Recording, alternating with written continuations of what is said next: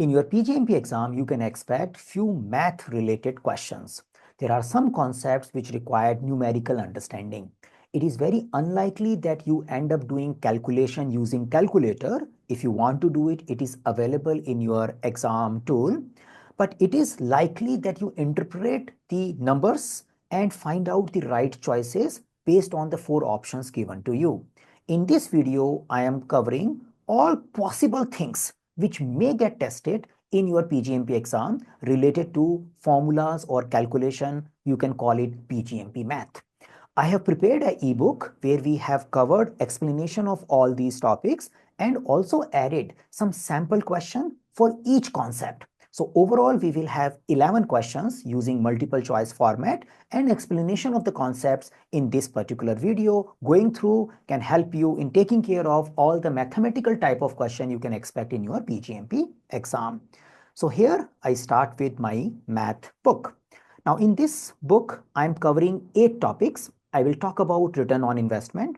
We will explore payback period. We will explore net present value, internal rate of return, expected monetary value, 3-point estimation, communication channels, and earned value management.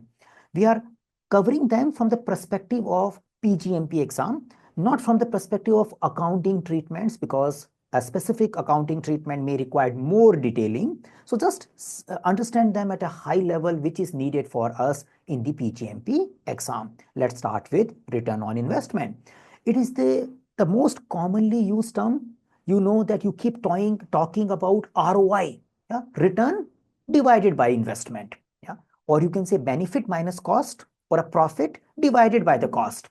So again, we are not getting into very specific details about what is investment cost, what is say operational cost, without getting into that much, because we just want to understand at a summary level.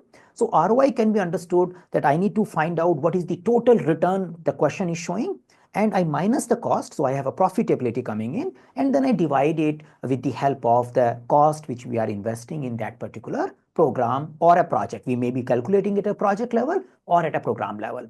It's something which is very frequently used in your business case, because it's a percentile number. You know, high the ROI, the better it is. You might be preparing business case for your program, because as a PGMP exam, you are expected to prepare business case. You play a critical role in authorizing, evaluating the component projects as well. So though the authorization of component project will be done with the help of by the steering committee, but you definitely involve in order to get validation of those component level business cases as well. So business cases usually use this particular term, which is called ROI. So that's a simple formula. Now here we can see a possible questions, and here I am taking 2 questions because this is something very popular concept when it comes to PGMP exam. So a program manager represents the business case of 4 projects to the program steering committee for approval and resource allocation. The steering committee has funding to support only 3 out of 4 projects and requests the program manager to recommend 1 project for elimination. Based on its return on investment, the following financial information is provided. Now, say that in a real world, ROI may not be the sole factor of deciding which project to be done or which project has to be eliminated. But here the question is clearly saying that these are the 4 projects and you need to find out which project can be avoided by way of ROI. So simply we need to identify out of these 4 which one has the minimum ROI, and that's the answer we need to find for this particular question. So here we have some option A, B, C, D. Now how do you calculate them? In a simple word, you have a revenue given, you have a profit given, or a returns given. So you have a total cost and total revenue. So I put them into total revenue, total cost, and I find the difference. So I can see that there are some projects where we have a 300,000 profit, or a benefit minus cost, 100,000, 100,000, 50,000. Then I calculate the ROI of it. So I divide 300,000 by 1.2 million. I divide 100,000 by 1.1 million. I divide 100,000 by 700. I divide the 50,000 by 700. Yeah, so that way we calculate and we can find out which one has the least ROI. Now you may think, oh, do I need to go for such a fine grain calculation in the exam? You may not do calculation at a level of decimals, because you just need to do first level understanding. You need to find out which one is minimum. Yeah. So quickly looking at the number, you probably will be able to identify the minimal easily as a ratio, that what is the profit or the benefit minus cost, and you divide it with the help of a cost and find out. Sometimes they will ask a question which one is good. So you need to select a project based on high ROI. Sometimes they will ask you to find a project based on low ROI so that you can eliminate it. If you get this question, most likely you will get 1 or 2 questions right in your PGMP exam. So study this. Another possible example or a calculation which can come is, the program selection committee evaluates several programs for approval based on 3 years return on investment. Now, sometimes this can create a confusion in your mind. So here we are need to focus on, okay, 3 years return on investment, yeah, based on 3 years returns, yeah, okay. The following financial informations are provided. So here you know that you have an estimated cost given, yeah, that is your denominator, and you have an annual cash inflow.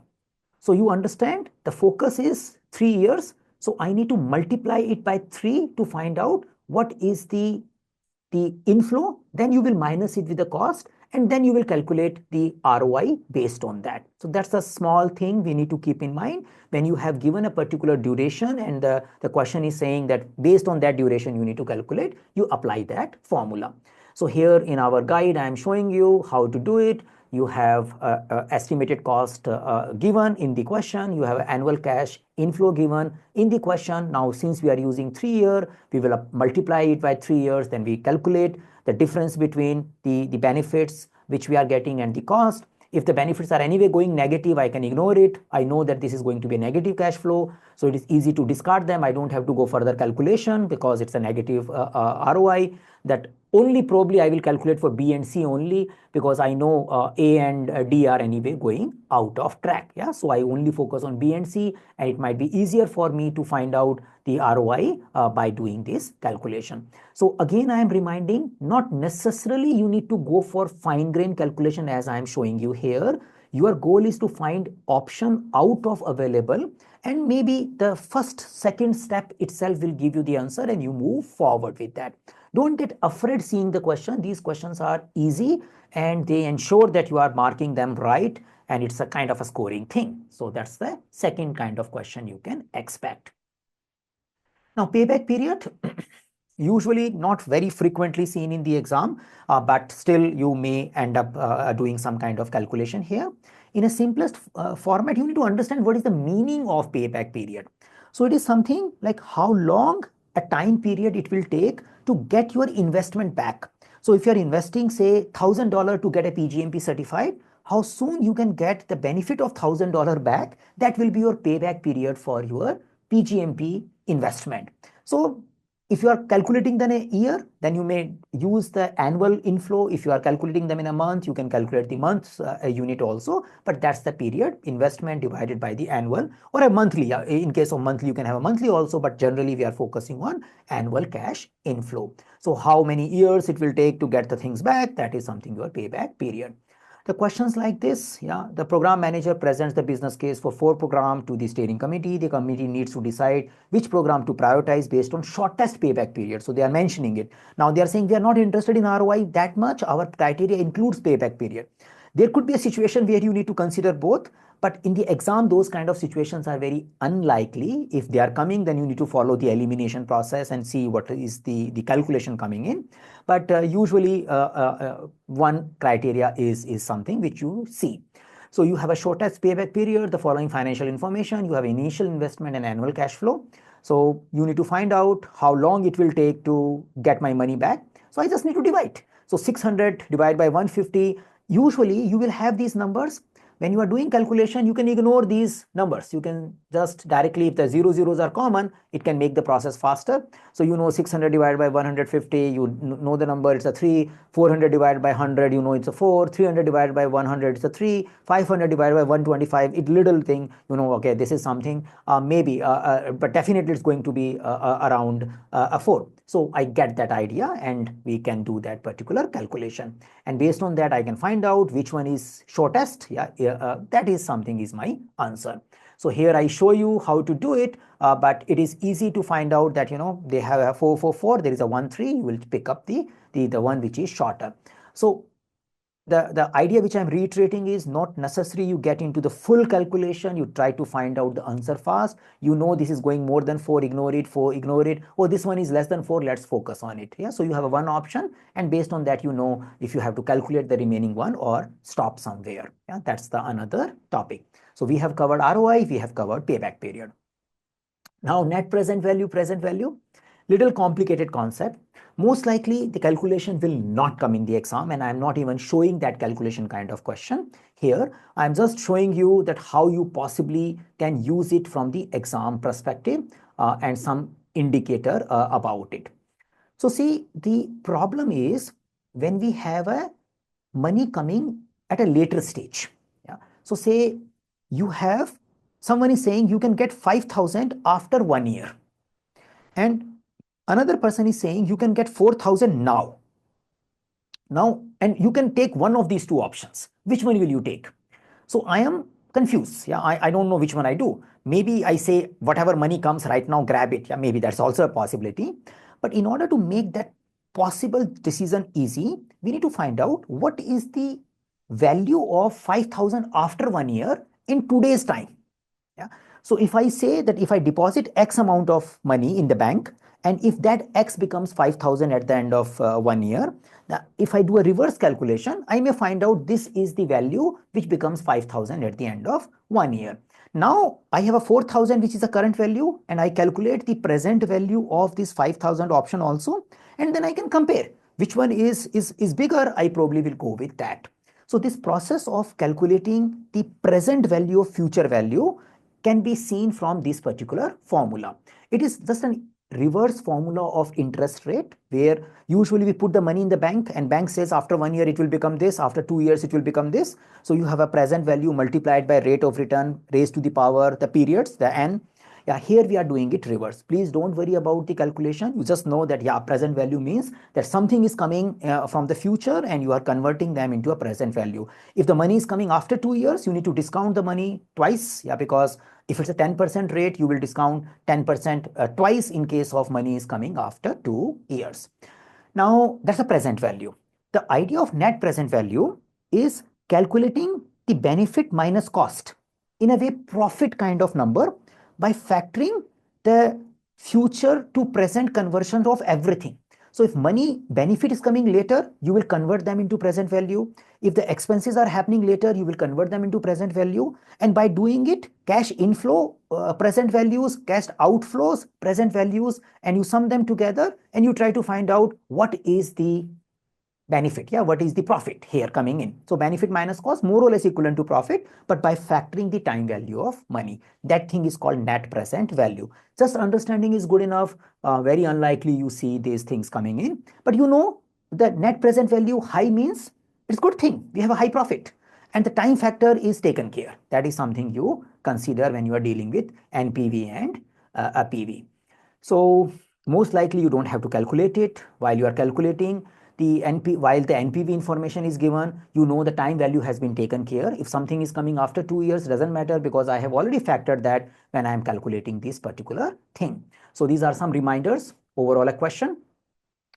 So a program steering committee is evaluating two programs based on their net present value, and they have provided information about the duration of each program.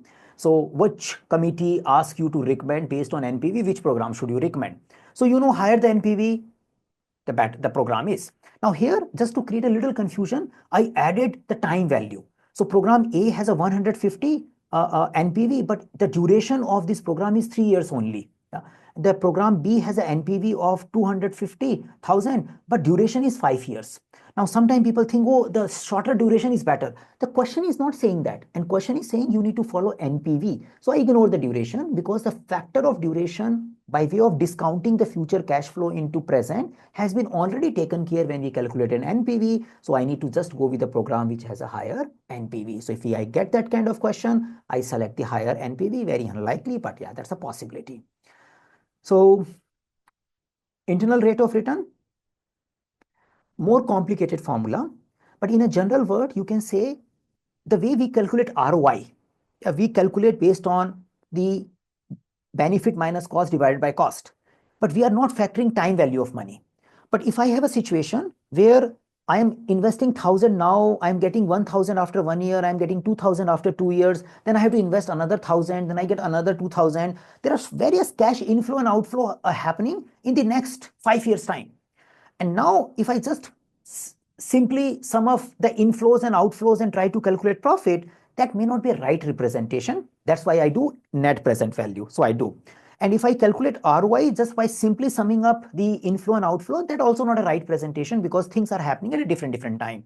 So calculating a rate of return, which this investment is showing by way of factoring when the money is coming in and when the money is going out, the process of doing it is called internal rate of return. Yeah. So you can simply say the higher the IRR, the better it is. That's the only thing I need to keep in mind. And overall, whenever the question is showing comparison between IRRs, I need to pick up the one which is showing higher returns. Yeah. So that's the another term. Unlike, but can come up.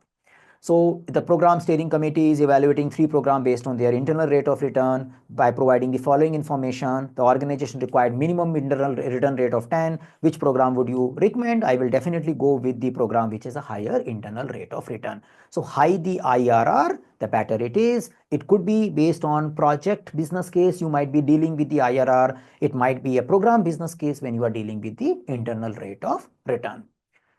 So that's the another concept. Now, expected monetary value. Usually, when you deal with the quantitative risk assessment, you have to do a qualitative and you go into quantitative. Then this figure can come up that what is the expected monetary value of this situation. So in a simple word, probability multiplied by impact or probability multiplied by possible opportunity or loss is your expected monetary value. Now, someone tells you, you can get 5,000. Yeah. If you give me, say, 2,000 today. Okay, by the end of a month, you will get 5,000. That's a one thing. But the probability of this 5,000 coming is 10%. You may lose your money, but there are 10% chances this 2,000 will become 5,000 at the end of year, yeah, and at the end of a month. Now, should I go with that investment? So they will say, what is the expected monetary value of 5,000 probability 10%? So they will put a 5,000 multiplied by 10% and it will say it's a 500. Yeah, that's it. That's an expected monetary value. Now, in reality, either you get a 0 or you get 5,000. That's there. But in order to make a decision, I want to factor the probability and the benefit or impact so that I can compare things. And that's the thing we do with the help of expected monetary value. Very unlikely to come as a calculation, but if the calculation shows up, you know higher the expected monetary value, it is better, and it is a way of making decision by factoring probability and impact. So here I have added a simple question which probably will show up in case they want to test your expected monetary value. So risk has a 40% probability and impact of minus 70,000, which means a loss. Positive could be opportunity, it's a threat of 70,000. What is an expected monetary value of it? I can just calculate 70,000 multiplied by 0.4, yeah, 40%, and that will be the number. Yeah, so that's something we can put it. Probably the minus 28,000 will be the answer. Yeah, so that's how you calculate. That's an expected monetary value. Now, sometime if the question becomes little more tricky, possibility, but if you are worried, you can ignore it. There could be decision tree associated expected monetary values also. So, for example, if I tell you that this 2,000 investment can become, there is a possibility of becoming 5,000, 10%, and there is a 90% probability of this becoming 1,000. Yeah. Now, what is an expected monetary value? So I need to sum both the options. Yeah, these are this is how I say this is a one scenario, this is another scenario, and this is the total expected monetary value of that particular situation. So whenever we do a decision tree, there could be a branches, and we may have a expected monetary value calculate for a given node. So if the question indicates that you have a decision tree and the program manager is evaluating 2 possible strategies for a program, each associated with the risks and benefits, and the expected monetary value for each decision branch are provided like this. You have an overall particular decision has a 2 branches. Which strategy would you select? So in that case, I need to go with the total of it. But here in the question, the total is already given. So I just need to focus on wherever the total expected monetary value is good, I will go with that particular option. Yeah, that's it. Yeah. Higher the like expected monetary value, the better it is. If you have seen branch 1, branch 2 is given, and then you have some total of it, then you can go with the sum total number itself. Yeah, there are details about it, but you can definitely a little bit feel it, but ignore, not many questions will unlikely to have branch oriented expected monetary value question coming in. Even if it comes, you focus on the total. That's the only point I want to stress by giving this example. 3-point estimation can come in a project and program management level, most likely to come. So if you see a question where some scenario is giving you optimistic duration, pessimistic duration, and most likely duration, you start thinking possibly it is going to test me that do I know how to calculate the PERT or a number out of these three numbers. So it will be very simple to calculate provided you can just sense that information there. So in our PMBOK language, because these are well explained in the project management body of knowledge rather than program management body of knowledge. So in our project management body of knowledge, we understand the 3-point estimation can be done in two styles. We can calculate the average or a weighted average. So most likely, if the information is not given to hint which one has to be used, you use the PERT formula. So what is a PERT formula? If you have done PMP, you must have studied it. So PERT estimate talks about optimistic plus 4 times multiplication of most likely plus pessimistic, and then you take a weighted average because now it became 6 element, you divide by 6. So it's a weighted average where we give more weight to the most likely number because we are assuming the beta distribution, because we assume based on our estimation most likely is most likely to happen. Yeah, the probability of most likely is far more than optimistic and pessimistic. That's why we want to give a more weight to it. So by default, if I see a optimistic, pessimistic, and most likely number, and the distribution is not very clear, I will go for this formula and I find out my PERT estimate based on that. If the question indicates you have to follow triangular distribution, or it tells the probability of all these 3 events is same, then you will go for triangular formula, which is optimistic, most likely, and pessimistic divided by 3. Yeah, so that's a possibility, but by default, you go with the PERT formula. Example question which can show up in the exam. So program manager is overseeing the construction of a new office building. Initial investment suggests the project will take 6 years to complete. Okay. However, using an accelerated construction method, the duration could be reduced to 4 years. Optimistic. Delay due to material shortage might extend the timeline for 11 years. Okay. Yeah. A new technology promises completion of 3 years in a 3 years. Okay. So actually the 4 years is most likely.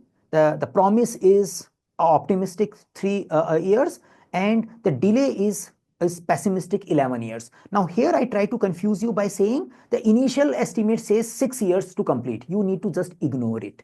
You have a 3 information. You don't care about what was the initial rough order of magnitude estimate. You had a rough order of magnitude estimate 6, but now you have a 3 inputs. Based on that, you need to find out expected completion date, which you will be doing with the help of PERT formula. And that's the only thing you need to keep in mind.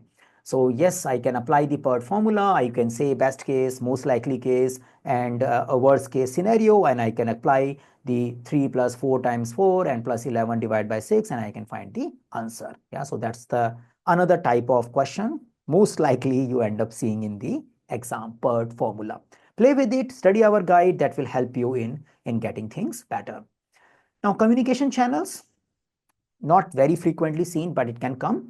So it is basically to do a communication planning. So say if you have 4 people in the game, yeah, then how many communication channels you have? That's something you can think of. So you have 4 people, yeah, they want to talk to each other, and there could be a passive possibility. So you have 1, 2, 3, 4, yeah. Then you have 5, then you have 6. These kind of communication channels you can have. They can talk to different manner. And this thing, since it's a 4 number, is shown as a n minus 1. Yeah. So 4 minus 1, 3 divided by 2, and this comes as a 6. So you know this is the formula. So this is the formula to calculate communication channels, and it is the higher number of channels, it shows you have a more complexity in the communication. So that's the understanding you are keeping in your mind. If the communication channels are increasing, you probably need to take care of communication management and bring them under control so that you can manage the overall shared understanding about our program goal. So that's the main thing which might get tested differently rather than doing a calculation. But if the calculation question will come, that can come in this particular manner. So you are managing a research and development program and currently working with 7 stakeholders in addition to yourself as a program manager. 2 new stakeholders join the program, how many new communication channels have been added? Yeah. So please keep in mind, don't start thinking 7 is the end. It is saying in addition to yourself. Yeah. So we need to be very, this kind of trick sometime, if the question is coming, you need to be very clear, is the program manager is already included in that number or not included in that number? Here it is not included. So my n is 7 plus 1, not just 7. So I am 8. Yeah, right now we are 8. 2 more are getting added. We are becoming 10. So how many channels are getting added? So I need to calculate the channel for 8, then channel for 10, and then I need to find the difference. That's it. That's the answer. So here we do have a solution which shows you that you can apply n minus 1 divided by 2. You can find out a number. You can again apply the future 10 n minus 1 divided by 2, and that is something the difference, and you can find the answer with the difference of these two. Yeah, so that's the another type of question which may show up in the exam. Earned value management. Most likely you see the question related to ROI, you see related to budgeting and then NPV and those kind of payback period as a terms may appear, and earned value management. These are the starting topic, and the end topic is the most crucial when you are dealing with your PGMP exam. In between may appear. Yeah. So earned value management, I can understand that if you have done your PMP certification before, then in the cost management knowledge area, you might have studied this well. If you have not, we do have 4 videos explaining you the concept of earned value. They are available in our YouTube channel. So try out. It's good to understand earned value management. For our customers, you have the PMBOK videos with you. So we definitely study the earned value management part as a cost management area. Some concepts, again, I'm touching them briefly here. In detail, you can find them in a specific videos. If you are already familiar, then I'm just introducing something which is relevant for your PGMP exam. So we know the planned value is something which is a budgeted amount of expense which we wanted to do for a given duration. Yeah, that's a planned value. Actual cost is a term which is money going out from your pocket. The earned value is the critical thing. So earned value is basically the budgeted value or budgeted amount for a real work. So whatever real work you have done, what was the budgeted value for it? So for example, I wanted to do 10 items and I budgeted that 10 items will take 1000. Yeah, so say 100 per item. So my planned value is 1000. Yeah, and if I do 5 items out of it and I end up spending say 750, yeah, for 5 items only. So I will say that, yeah, your actual cost is 750 because you spent 750, but your earned value is 500 because 5 items should have costed us 500. Yeah. So though you have spent 750, but your real earning I will consider as a 500. Yeah, that is how the earned values get calculated. And based on that, you will have various formulas. You calculate cost performance index, which is critical for your exam, and a schedule performance index. Yeah, so that's something we are focusing on. Budget at completion is the final number of your cost baseline. That is the budget at completion, which is baseline. If you have been passing through a situation and you revisit the budget, then you do estimate at completion. So your revised forecast for finishing of your project is called estimate at completion. The baseline number, a top number which includes contingency reserve, is called budget at completion. Yeah. These concepts are important because they are part of your governance and taking care of support of your various component projects also. So it is good idea to clarify these concepts with the help of project cost management related topics from your PMBOK content or with the help of our YouTube videos. So you do that briefly. Now, typically, you can also estimate at completion. In our PMBOK videos, we are talking about 4 ways of forecasting estimated completion. But in the exam, most likely you will have a one formula which is a typical CPI based. So the current variances are expected to be continued. So you calculate estimate at completion by BAC divided by CPI. And you may have an atypical variance which is saying ignore the current variances of cost performance index, factor them for current problem, but going forward you will do as per the budget. Yeah. If these things are becoming complicated, I strongly recommend checking our cost management videos. If it is easy, then reminding you, which may be coming in the exam, that cost performance index, the formula is earned value divided by actual cost. Most likely you don't have to calculate it.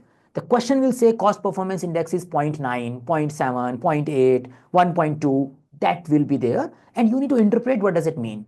Simple thing, if cost performance index is more than 1, it's good. you are making good use of your money. Yeah, if it is less than 1, something is going wrong, we are spending more money. If it is 1, we are going as per the budget. If we just get this, one question may get right for your PGMP exam. So that's the thing. Similarly, schedule performance index, though the real earned value management has a little error when it comes to schedule performance index at a later stage, but for exam, don't think that much. Yeah, the schedule performance index may start losing the intent or the real meaning as you start approaching the program closer or a project closer. But the exam is superficial, they just go at a high level. So you just focus on the schedule performance index more than 1, you are ahead of schedule, less than 1, you are behind, and if it is 1, we are good. That much information should be good for you. Yeah, don't go into exceptions. If you already know about those exceptions, ignore them for the exam. Yeah, so that's information you keep in mind for PGMP exam. Now, overall, we can convert them into cost variances also. Same formula, earned value minus actual cost. The cost performance index is earned value divided by actual cost. The variances, positives are good, negatives are bad. So that's another information I need to keep in mind. Yeah, same for schedule. Now, overall exam. Yeah. So I show you 2 questions. Yeah, for your exam perspective. So the table below represents the performance report of 4 projects within a program, including their planned value, actual cost, and earned value. Yeah, the program director needs to summarize the finding of for the steering committee based on the data. Which of the following statement is accurate? Yeah. So they are trying to find out which project is under budget, which project is over budget, which project is behind schedule, and which project is ahead of schedule. Now, probably you don't have to calculate it into exact numbers. You know it is coming less than 1, you can put it, oh, this is behind schedule. Or if it is coming less than 1, you know it's over budget, we are spending more money. Yeah. So not necessarily you find out 0.8, 0.7, that, yeah, that probably is not needed. If you apply that idea, it will be easy for you to find the options. Though here I am showing the whole calculation to you, and then you can find the answer. Here I'm showing you how possibly you can calculate cost performance index and schedule performance index. But what I'm saying is this may take time, but this information may not take time. You can figure it out quickly that this is less than 1 or more than 1, because the divisor, but you don't have to go to decimals. Yeah, so directly probably you jump into this interpretation, less than 1, more than 1, and based on that you can answer the question. So that's a possible one question which can give you a good mark in the PGMP exam. Then another possible question where you have some information given and then they ask what should we do. Yeah. So one of the component project in your program is experiencing the following performance metrics. Cost performance index is 0.95. So you are doing better in the cost, but still you are behind. You are over budget. You are still spending more money. Schedule performance index is 0.8, which is more serious matter. You are behind the schedule, as we understood from those things.